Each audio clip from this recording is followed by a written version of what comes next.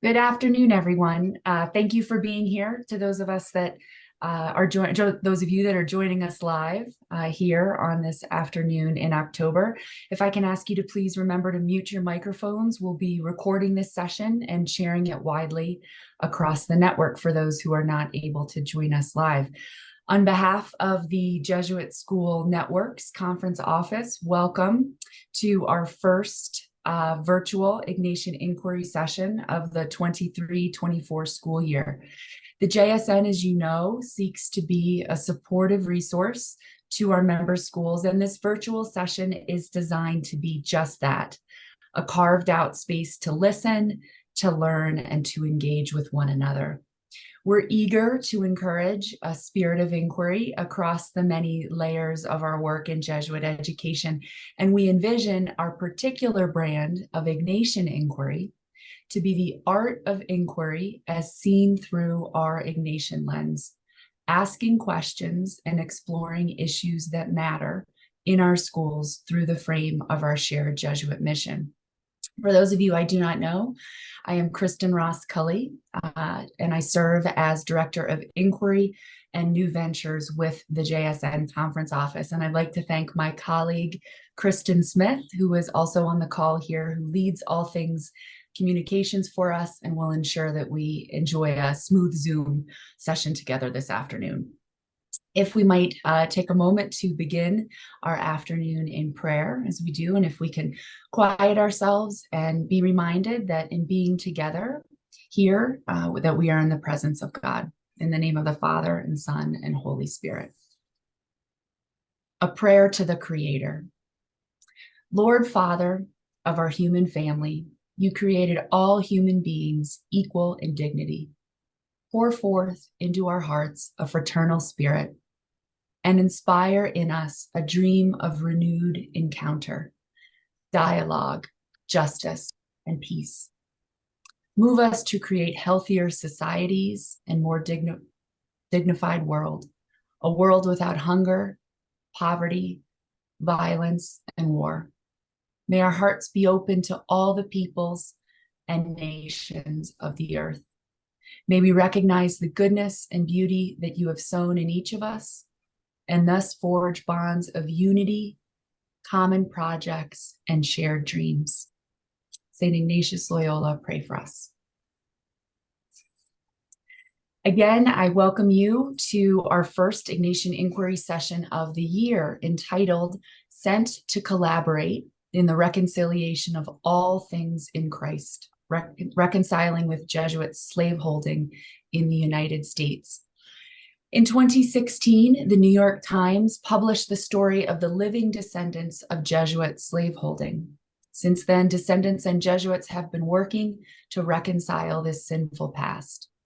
This session will highlight a descendant vision for restorative justice and what Jesuit educators can gain from this vision. We know that this conversation will be of particular interest to all educators across the provinces who are called on to support the mission of Jesuit education.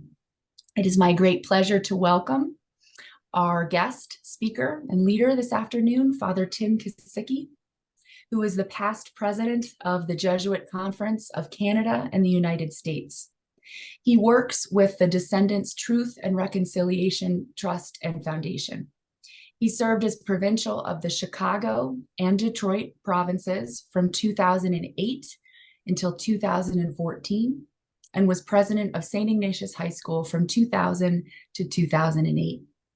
He entered the Detroit province in 1984 after receiving his BA at John Carroll University. He received his MA in philosophy from Loyola Chicago and his Master of Divinity from the Jesuit School of Theology, Santa Clara. He did graduate work in educational administration at Teachers College in New York and studied at the Institute for Black Catholic Studies, Xavier University, New Orleans. He has ministered with the Jesuit Refugee Service in Uganda and in secondary schools in Detroit and Cleveland. Father Kesicki currently serves on the board of Loyola University Chicago, of Red Cloud Indian School, and the W.K. Kellogg Foundation's Solidarity Council on Racial Equity. It's my great pleasure to turn it over to Father Kesicki. Thank you very much, Kristen. I'm very happy to be with all of you today. I'm always a little nervous being back in the classroom, hoping that my technology works, but God willing, we'll get started. So I checking. Yes, it looks like we're in good shape. So I'm happy to be with you here today, and I'm going to tell you from the outset that this is going to be a very challenging presentation. We're talking about reconciliation. Reconciliation has been a very central theme to the Jesuits. It was prominent in our 35th General Congregation. I was a member of the 36th General Congregation, where the first decree was Companions in a Mission of Reconciliation and Justice. And I'm not trying to promote our wares, but Father General has just released his De Statu letter, sent to collaborate in the reconciliation of all things in Christ. So we know that this is a central theme for Jesuits, and it's important for us not just to focus on our saints and those whom we exalt in the Society of Jesus. We also have to examine our conscience, reflect on our sins, and atone for this history. As we look at slavery, memory, history, reconciliation, and racial justice, I want to really look at 5 components. First, we need to review the context. Some of you know this history very well. One has even written on it. And for some of you, it's new. So I want to look at the context. We also want to look at the engagement. How did the descendants engage the Jesuits? And in turn, how have we responded? What process did we use to move forward, to begin to take positive steps toward restorative justice? What response did we agree to? A descendant-led response to which we said yes to partnering. In the course of this, what are some of the challenges I've heard, especially from our networks of schools, both pre-secondary, secondary, and our universities and colleges? And as importantly, where do I find hope? So we know that for the Jesuits, this is a story of sin and betrayal. For the descendants, it's also a story of courage and faith of their ancestors. And together, we look forward to a future rooted in hope. So let's begin now with the context. And I'm going to show you an image. This is a younger version of him. Emmett Curran, a former member of the Society of Jesus, who is an emeritus historian at Georgetown University, wrote the book Splendid Poverty, Jesuit Slaveholding in Maryland. And I remember having the opportunity to read him. Thomas Murphy, a Jesuit of the West, who's written this text, Jesuit Slaveholding in Maryland, 1717 till 1838, a very significant year, 1838. And then on the call today, we're blessed to have Edward Beckett, who wrote a very important piece in studies in the spirituality of Jesuits, enculturation, listening to our history, enculturation and Jesuit slaveholding. And I put up these 3, and there are others, to say that the history was never kept a secret. But I have to say, so much of it was on the shelf. As Kristen said in her introduction, it was the New York Times in 2016 that featured this headline: 272 slaves were sold to save Georgetown. What does it owe their descendants? This story grew out of something that began at Georgetown University in 2015. They formed a working group on slavery, memory, and reconciliation. It was an initiative of the Jesuits, pardon, not the Jesuits, but the University at Georgetown, to which Jesuits participated. From that study came this book, Facing Georgetown's History, and this is an excellent source. It's a reader on slavery, memory, and reconciliation. But I want to focus on not the architecture of Georgetown, but what's written on the architecture. What you're looking at are names. And these names were discovered in 2015, 2016, not by necessarily people at Georgetown or Jesuits, but outside archivists, genealogists, and researchers who uncovered documents like this. And I'm going to show you a very, very painful document. This is a bill of sale for human life. You can read that it's a manifest for those to be taken aboard the ship Catherine Jackson at Georgetown. And you see the names. As callous and as cruel as this sounds, if you've ever had a receipt, imagine a receipt with, instead of items, human life. The first name, Nace Butler, a male, age 50. What we believe to be his wife, Bibby Butler, a female, age 45. their children. And this is a very, very cruel and painful document, because the cruelty and the betrayal and the sin are that the Jesuits, who were part of this 1838 sale, had baptized and catechized and given the sacraments to these human beings and later sold them. Now, if there is a thread of grace woven through this tragic history, it's the fact that they wrote both the first names and the last names. So what genealogists could do was begin to go through baptismal records and birth certificates and to begin to make a connection between those who were held enslaved and sold in the 18th and 19th centuries to their living descendants today. So we go back to this article, that's what it came from. In 2016, there was a flurry of articles, a million questions from descendants of slaves sold to aid Georgetown. This was written by Rachel Swarns with help, and Rachel Swarns, who's subsequently written a book, The 272, has really been a prolific writer on this history. The New York Times editorial board ran an article, Georgetown and the Sin of Slavery. A Jesuit, Father David Collins, a contemporary historian at Georgetown University who led the working group, wrote an op-ed. And then President DeGioia, the current president, released their plans, the university's plans to atone for this past. But the focus on Georgetown led some to believe that this really was a Georgetown issue. Some people will still say to me, how is your work with the enslaved at Georgetown? That was the headline, and perhaps because Georgetown is a more famous institution. But if you read the byline says in 1838, the Jesuit priests who ran the country's top Catholic university needed money to keep it alive. Now comes the task of making amends. And descendants who were beginning to form associations and organize around the topic said in the 19th century, it was the Jesuits who owned and sold our ancestors. Georgetown was a beneficiary. Descendants began engagement. And what was the first thing they did? Recognizing that so much of this was connected all the way to the prior superior general in Rome, they wrote Father Sosa, our current superior general, a petition. And the lead writer of the petition used these words, Most Reverend Father, I'm submitting a formal request that you, as superior general of the Society of Jesus, appoint one or more Jesuit visitors to the United States to investigate the unmitigated, enduring harm inflicted upon God's one human family by the Society of Jesus' direct, extensive, and long-term engagement in slavery. Could go on, but I think this was written in May of 2017. In June of 2017, Father Sosa responded to the descendants.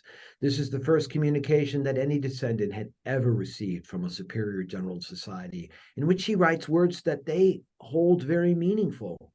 Father General said, Jesuit slaveholding in the United States, and in particular, the sale of 272 slaves from the Jesuit estates in southern Maryland to purchasers in Louisiana, were a sin against God and a betrayal of the human dignity of your ancestors. I have great concern for this tragic history and its continuing legacy nearly 2 centuries later.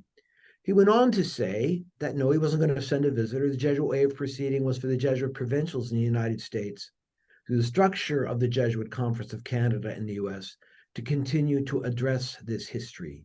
He cites the Constitution's emphasis on the importance of provincials.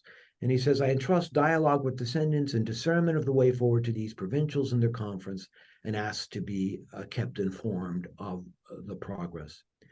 I was the name copied on this as president of the conference, and that began my official work in the dialogue with descendants of Jesuit slaveholding. Now, I would just say for your interest, www.descendants.org is the foundation website. A lot of these historical documents are on this website if you're interested in reading the petition in its entirety or this response letter from Father General. So what was the process we used? Well, the process you use with any effort at reconciliation is to begin to meet and listen to people, listen to those who survived this traumatic history. And so we began to travel. One place was to Maringouin, Louisiana. Maringouin was where those who were sold, many of those who were sold in 1838 were brought. Maringouin, believe it or not, is the French word for mosquito. And having been there, there are plenty mosquitoes in Maringouin. Immaculate Heart Cemetery is where a number of those who were sold in 1838 are now buried. A descendant brought us to the grave site and showed us the ancestors' graves. Another descendant brought us to sugarcane crops and to remind us for the reason for the sale. Tobacco sales weren't good, sugar sales were.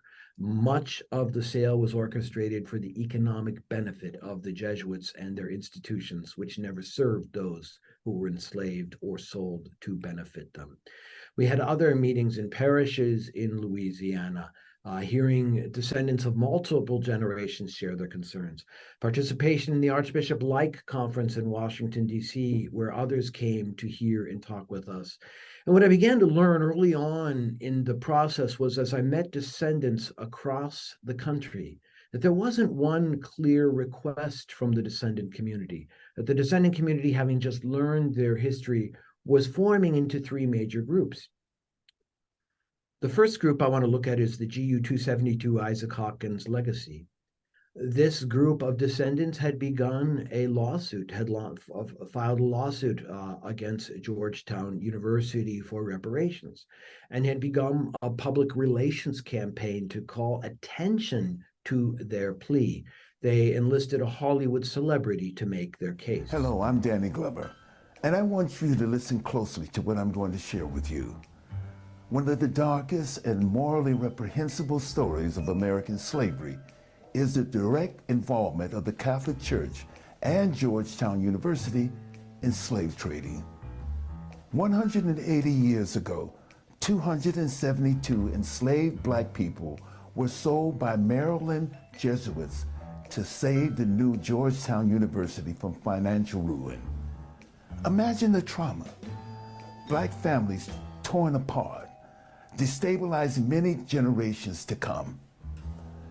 So what does Georgetown and the Jesuits owe the descendants of the GU 272 for the suffering and unpaid labor of their ancestors?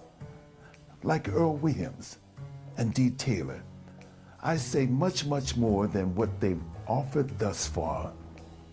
The descendants of Isaac Hawkins, whose name was the first on the bill of sale in 1838, are seeking justice and restitution from Georgetown. I wholeheartedly support them.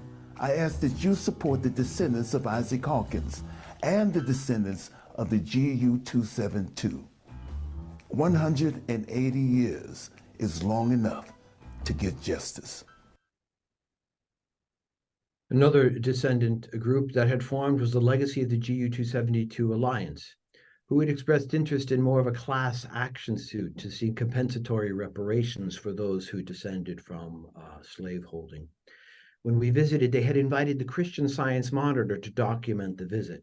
This is a video that the Christian Science Monitor created during that visit.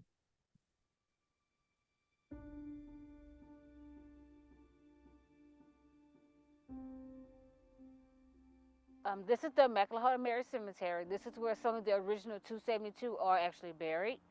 The thing that makes this cemetery stand out is because blacks are buried to the left and the whites are buried to the right. And this road divides us like in church. In church, the black sits to the left and the white sit to the right. My name is Matthew Mims, and I am a part of the GU 272.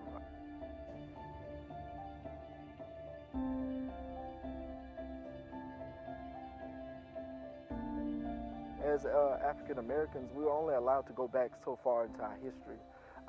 As a child growing up, I was only told about my grandparents and my great-grandparents, but I couldn't go any further back than that.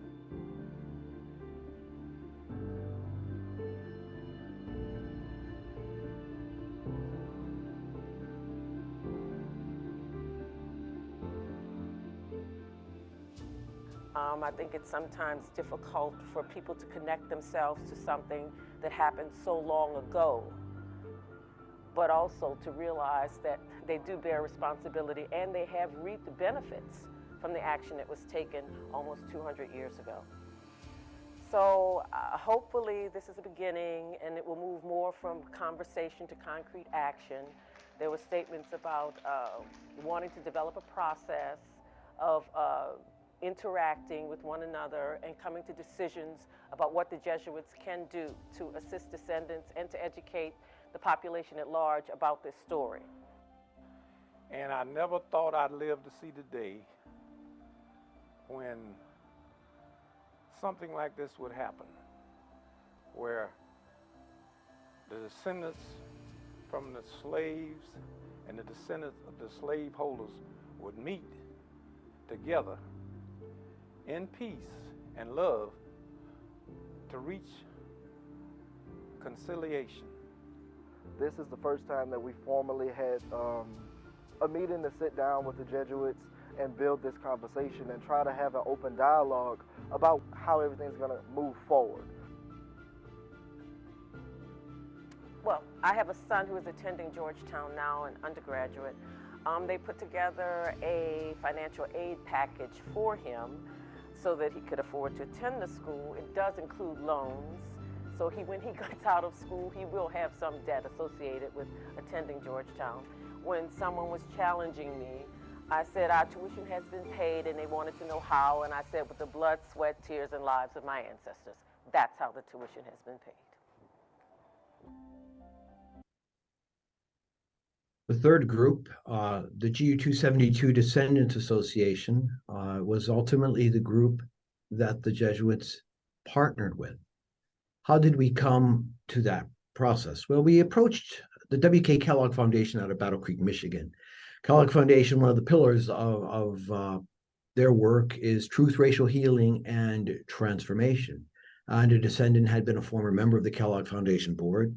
And so he, along with the chief of staff of Georgetown University, and I wrote Lejeune Montgomery Tebron, head of the Kellogg Foundation, asking for help. We basically said, over the past 2 years, many conversations have begun among the GU 272 descendant community, the Society of Jesus, Georgetown University. Well, these conversations have enabled us to deepen our relationships. They have also revealed that to face truth and achieve lasting racial healing and transformation, it would be incredibly valuable to have the engagement of a trusted, neutral institution to serve in a facilitating role. And when Kellogg responded, they included both Mr. Joseph Stewart, who had led us to Kellogg, and the heads of the other two Descendants associations. And by this time, these were the primary descendant groups that we knew about in the year 2017, 2018. 2018, in August, we began our convenings at Southern University in Baton Rouge, Louisiana. This site was chosen because of its proximity to Maringouin, Louisiana, and because from this house we could actually see the Mississippi River, where their ancestors were sold down the river in 1838. Just to show you some of the images, Mr. Stewart is next to me. Some of you may remember Father Ron Mercier. On the bottom right, next to Father Santa Rosa, is Mr. Earl Williams, whose name is mentioned in the Danny Glover promotional announcement, to show that by sitting down and beginning to enter into real dialogue, there's an opportunity to find a pathway forward. And while the images that I have chosen show us mostly smiling because there is hope, there were very difficult and raw moments, but coming together, being proximate, face to face, enabled us to look at this history and not just succumb to the inevitability, but to say there is possibly a way forward. While this was happening, while we were in the middle of this, Jesuits in St. Louis began the Slavery History, Memory, and Reconciliation Project. They began to look for people of African ancestry, those with family ties to St. Louis going back 5 generations, Catholics who may have been owned or enslaved by the Jesuits, recognizing multiple locations where enslaved persons owned by the Jesuits had served, recognizing that this was much larger than Louisiana and Southern Maryland. They asked people to come forward if they had any of these commonalities. And while we were in the dialogue, this work was happening, which led to at least 70 people enslaved by the Jesuits in St. Louis now beginning to tell their stories. There's actually a memorial in a cemetery that mentions 3 enslaved couples whose labor not freely given helped to establish the Jesuit presence in the Midwest. And we begin to see, as the research goes deeper and the work continues, that the history of Jesuit slaveholding is not just the 1838 sale. It's not just Maryland and Louisiana. It was much of the early Jesuit mission in the United States. descendants in Missouri, as well as other parts of the world, understand the work that is happening. Many still struggling to say, how do we fit into this effort of reconciliation? The response. What was the response that came out of the dialogue process? Well, the descendants met, they elected leaders from the various associations, and the leaders then met with the Jesuit leaders, who were the provincials, and said, we must focus on our ancestors. They said, we have a moral obligation to restore the dignity of our ancestors. And they focused on a particular moment in history. The man on the left is Father Thomas Mulady, former president of Georgetown University, the provincial of the Maryland province who orchestrated the sale, later who went on to found College of the Holy Cross. And Father Mulady believed that those who were working in the plantations in southern Maryland should be sold to Louisiana, but he needed permission of the Superior General to do so.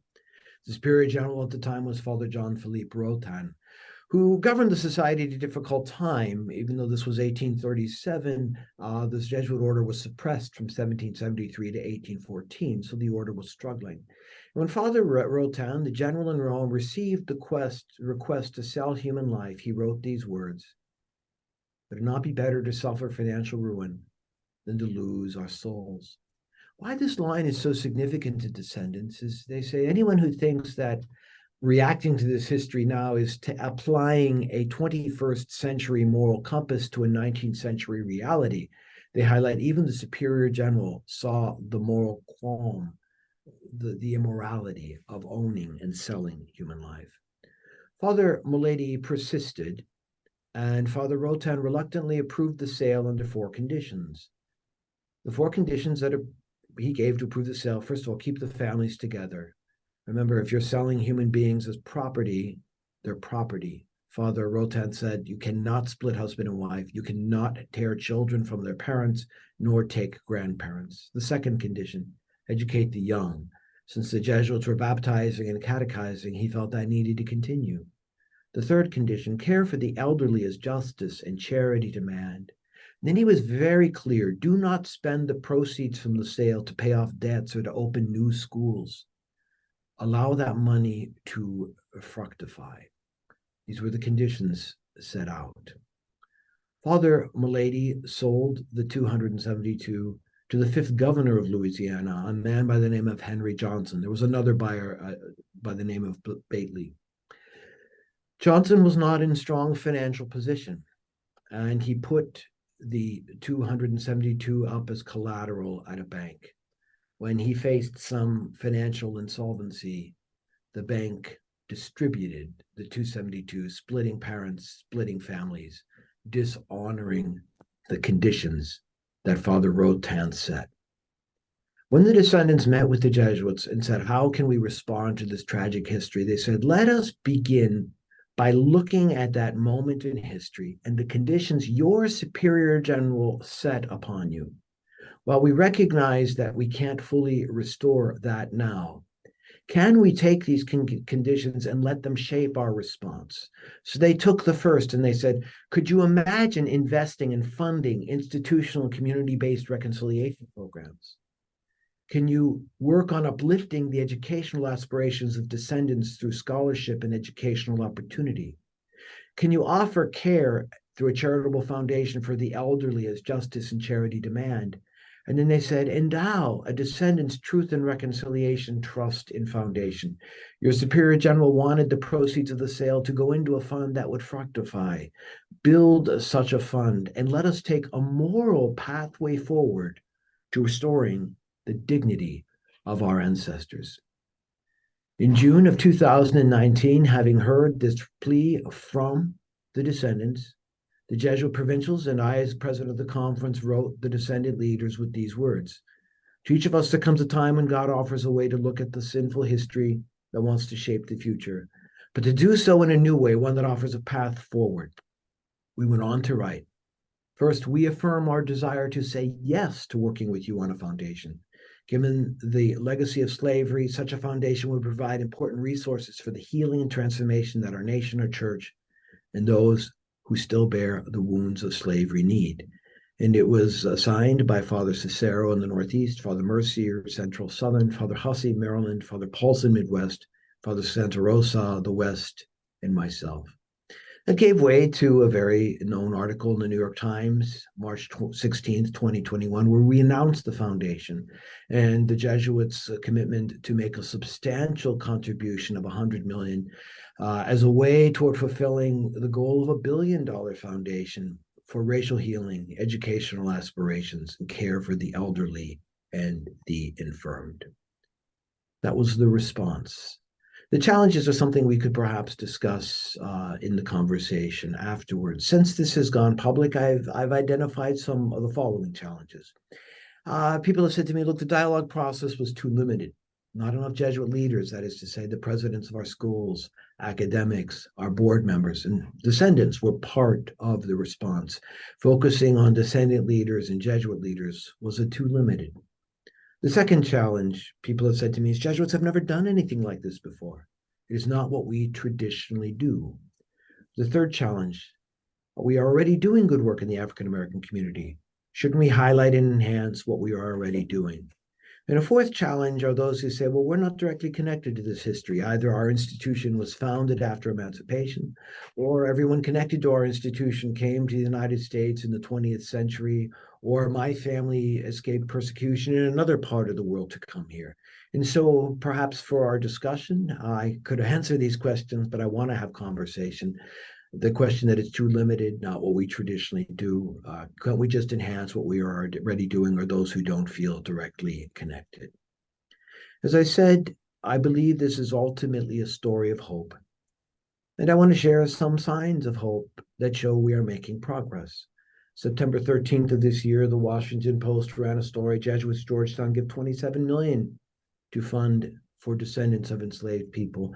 This now brings a total of $42.3 million toward the $100 million we have agreed to raise, which shows progress in investing in a descendant vision for restorative justice. We've begun to now operationalize the foundation. There was an article in Diverse Issues in Higher Education about a new scholarship program established for descendants of Jesuit and Catholic slaveholding. The Descendants Foundation has partnered with the Thurgood Marshall College Fund to now, beginning in 2024, offer scholarships to those descendants attending institutions of higher education. And I don't know how many of you go to the Ignatian Family Teach-In for Justice, but our new foundation leader, Monique Clara, will give a keynote address at the Ignatian Family Teach-In for Justice to share not only the story of her ancestors, but her own Catholic faith and why this has made her a more committed Catholic, and why, in her view, the Catholic Church must reconcile with this to move forward. Perhaps the last word that I shared today will be one from descendants. I view this, we're like a microcosm of the challenges facing America.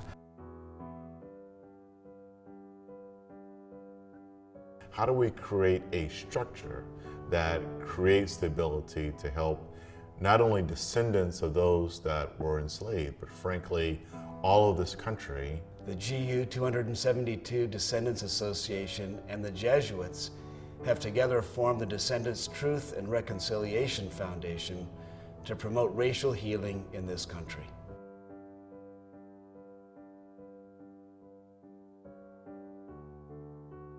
I was so touched by the fact of coming together, looking your perpetrator in the eye, talking about it, healing, making strides. We can't fight our way out of this.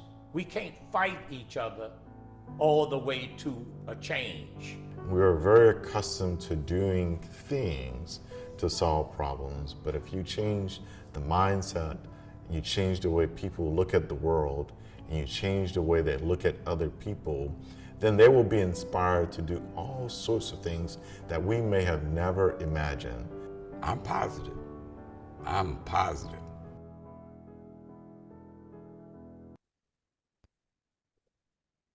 I'm going to stop there. I just want to highlight that final voice, Mr. Earl Williams, a descendant of Isaac Hawkins, who said, "I'm positive." That was the one who had moved off of a reparations lawsuit. He was one of the names in the Danny Glover public service announcement because his Catholic faith and his hope for restorative justice led him to give his heart and his soul to this process. And it's descendants like these who call Jesuits to take a moral pathway forward, and God willing, to lead the nation to hope and healing. Thank you very much for your attention, and I'm going to turn it over to Kristen to facilitate some conversation, to take your questions and observations. Thank you, Tim. We do have some time for some Q&A, and we're hopeful to hear from folks here on the call. I would say to kind of take a moment to kick that off for our group. The idea of educating future generations, it rang so true as you concluded. And I think the learning from this just so meaningful work, it's extraordinarily powerful. It's one of the reasons I'm so thankful that we'll have this recorded session for our schools to share and to utilize around the network. The idea of dialogue of reconciliation. So to think about that dialogue of reconciliation, one of the descendants in the video that you mentioned when she spoke about her son going to Georgetown, she mentioned, I think I have the quote right, that the difficulty of connecting to something that is so long ago. Father Kesicki, what have you found to be the greatest challenge with that idea, difficulty of connecting to something so long ago? Thank you for that question. And there's a continuum of response to that question. I would say at one end, there are those who say, well, emancipation ended in 1865.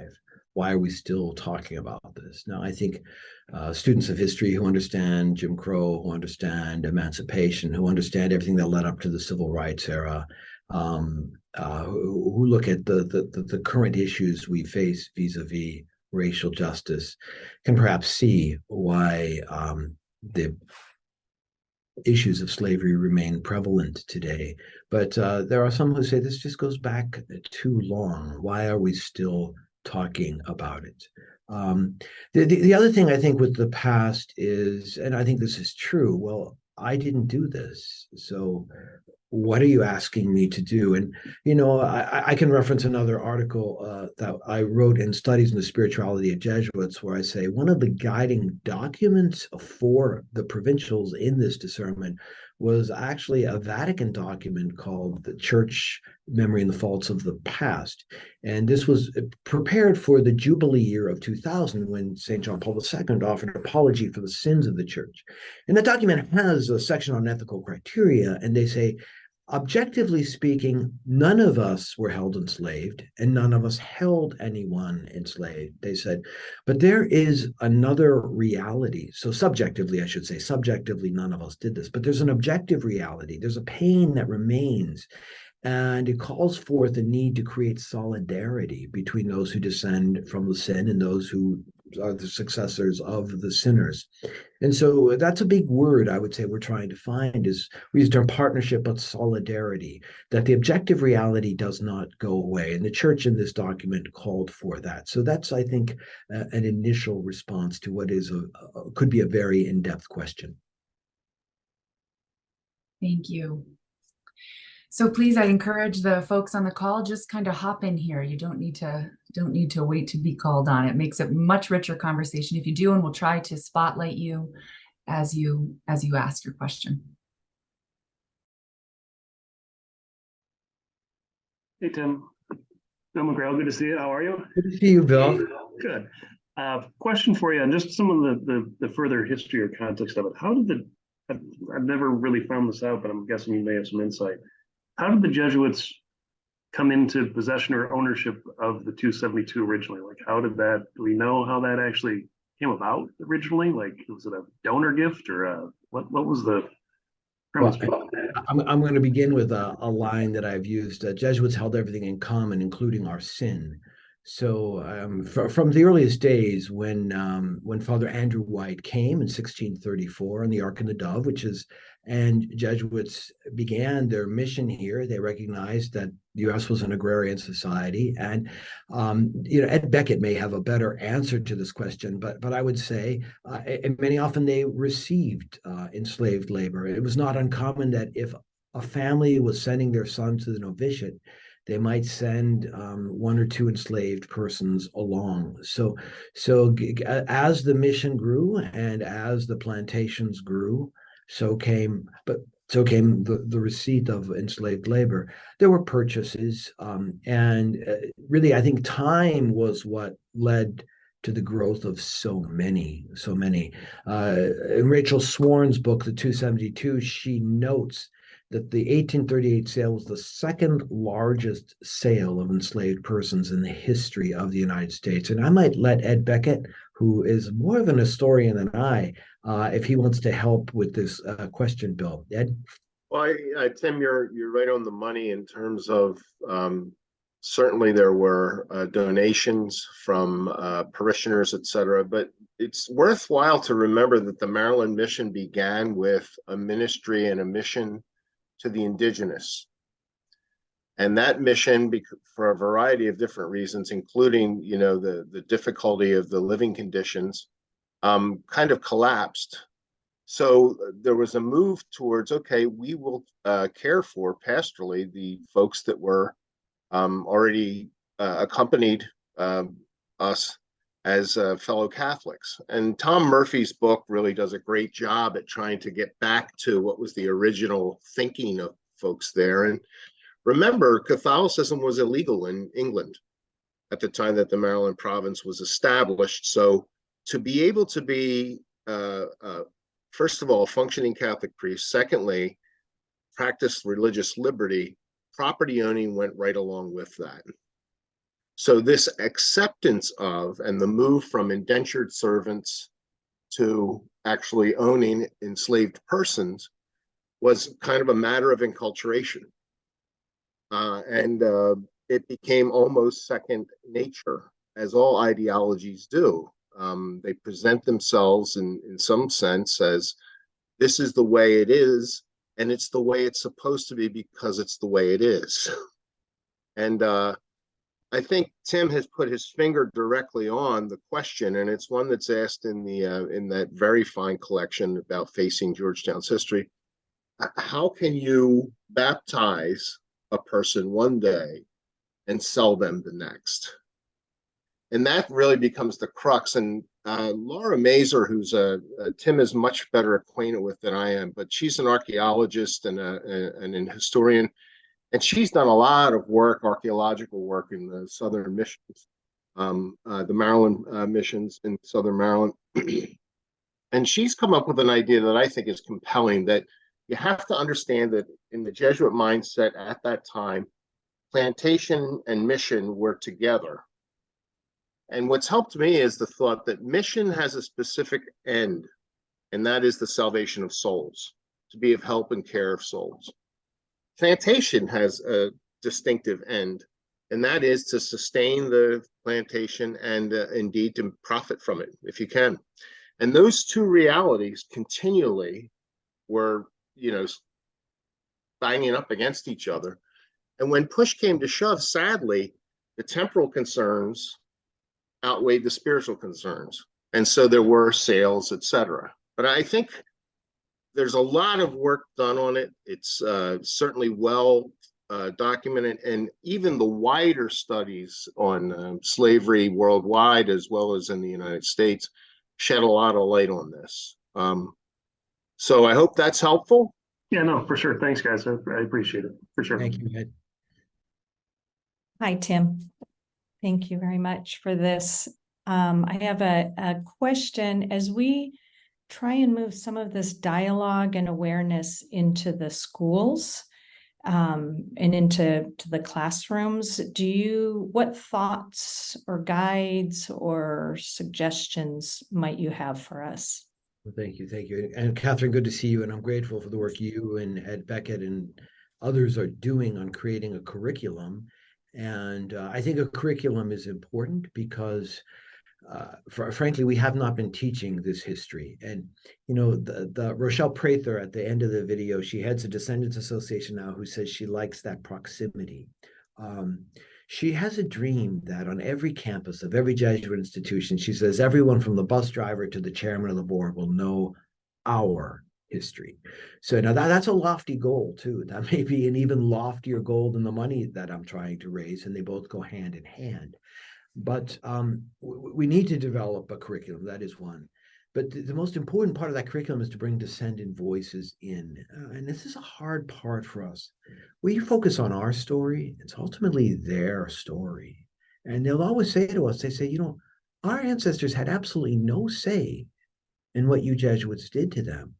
Don't go further and now take away their voice again and tell their story. Bring us in to tell our story. And we want to tell it with you. We want to tell it with you. And they'll say, not all, because some are struggling with the issue of compensatory reparations, but they'll say, we want to grow together in love. It's painful enough that having to now hate you on top of all that pain only makes life more miserable. So we need to find a way to bring descendant voices, and that's going to take time, work, and dare I say, investment, because as descendants will say to us, look, we all have jobs too. And there's another key part of this, and this is difficult, and why I use video of descendants is they'll say, every time we have to tell the story, there's trauma. We're reliving a trauma. And I've learned this in working with survivors of other sins of the church. And so we have to be sensitive to that. And none of that should be an obstacle. If anything, it should be an opportunity. But I think, Catherine, and I really like your question because it means we have a lot of work to do. Thank you. We have probably just another moment or two left if there are any last questions or feedback or reactions.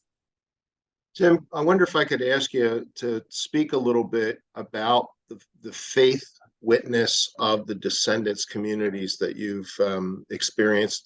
I know for me, Rachel Schwaren's writing about how the process of reporting on this has actually deepened her Catholic commitments and given kind of new life to her faith and her commitment. It seems to me the most incredible story that people can hold on to their faith in these circumstances and even deepen it, finding out these kinds of painful truths. Thank you. So let's start with Rachel Schwarens, who's the author of all the articles that appeared in the New York Times and now her book, The 272. And I was at an event with her at Georgetown University a few weeks ago. It was related to her book. And, there were two beautiful moments that happened. One, her book is about a family. She takes a family and shows their resilience. And members of the Mahoney family were there. And when she recognized them and everyone burst into applause, and they spoke in a way that expressed gratitude for being there. And I've gotten to know many of them. And I think they say, look, this is our church. This is our church. And while we didn't know this history, the church is bigger than the individuals, in many cases, the men who have run it, that the church is Jesus Christ, the church is faith. And they say that.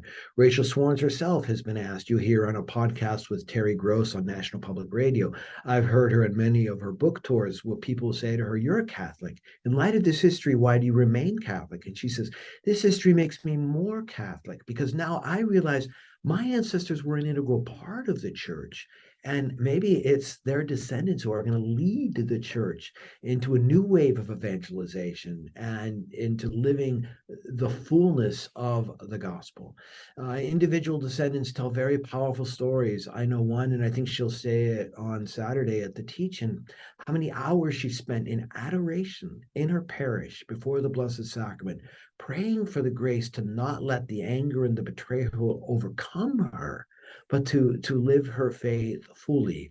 And others will say that they've gone to their parish priests, they've gone to their parish councils, they've gone to their bishops, and they've heard from their bishops and their priests, now that you know your history, what are you going to do about it? And I have to give credit to these pastors and bishops who've actually said to these descendants, the church needs you.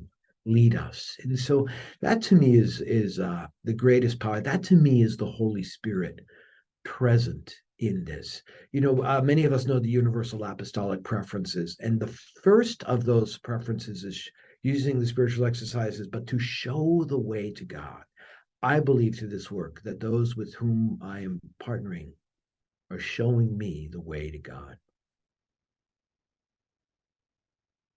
Thank you, Father Kesicki. That's probably the best conclusion that we might have. We have to thank you for all of the time and energy in sharing this with the schools around the Jesuit Schools Network. We're really grateful for your time. I think your wording to Catherine's question about the educators who are learning from you today of bringing descendant voices in to our curriculum. That is again a great challenge as we look to the future for us and educating the future generation. So thank you for that. We look forward to sharing this recording, and we will do so widely. So for those that are on the call that might like to share it within their communities, that should be available within a few days. We'll make sure that you get it. Thanks to everyone, most especially to Father Kesicki for all the time this afternoon. Thank you all so much. I'm grateful for the invitation, and I'll share this experience with the Descendants. Thank you.